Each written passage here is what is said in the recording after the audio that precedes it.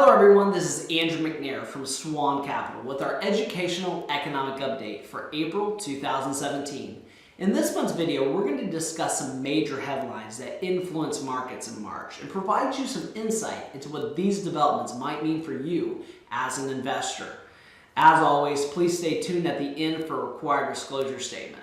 So with April in full swing, the first quarter of 2017 is now in the books.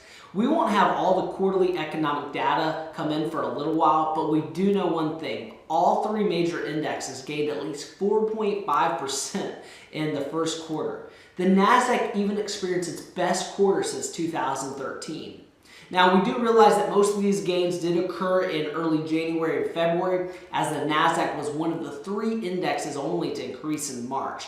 See, the Dow and the S&P 500 really basically ended flat in March or up less than 1%. So while the markets may have provided fewer record-setting headlines in March, we did pass a huge milestone in the economic recovery. And that's the 8th anniversary of the Great Recession's lowest market day. So we want to take some time to look about how far we've come since 2009. So first, consider unemployment. Unemployment in March 2009 was 8.7%. It reached 10% by October of that year. If you look at the most recent readings, it's reading at 4.7%, half the highest rate during the recession. Now, next is GDP, Gross Domestic Product. And in March 2009, we learned that the economy had contracted by 6.3%. Its worst decline in 26 years. Now, if you look at 2016 GDP readings, it reported an increase to 2.1%. So while the recovery's pace isn't as fast as what everyone wants it to be, it's grown almost every quarter since 2009. Another sign of continuing economic recovery is the Federal Reserve's tightening of fiscal policy. See, the Federal Reserve raises the interest rates in an attempt to keep the economy growing at a reasonable pace, as well as keep inflation in check. So for a decade, from 2006 to 2016, interest rates didn't raise a single time.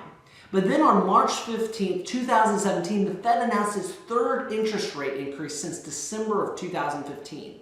So the new benchmark rate is still historically low, but we could experience 2 or more increases this year. So what does that mean? For you that has maybe a liability, such as a HELOC, a home equity line of credit, credit cards, or any liability with a variable interest rate, you want to keep your eyes open because you might see some of your interest rates rise and see your payments increase. Now, do remember, rising interest rates is actually a good economic sign that the economy is growing stronger. So overall, 2017 has experienced a largely positive start, and we're continuing to see a variety of encouraging economic data come our way. Now, if you want more guidance on approaching your financial needs or balancing your assets or your liabilities in this environment, we're here to talk to you. That's what we're here for. So that's it for this month's educational economic update. We do have one exciting client event that we want to share with you, and that's our cooking class coming up next month. Definitely want to RSVP as soon as you can because our pizza making was a hit. We're going to be doing sushi making this time. So once again, this is Andrew McNair from SWAN Capital signing off for the month of April 2017. Again, have a wonderful day and we'll see you next month.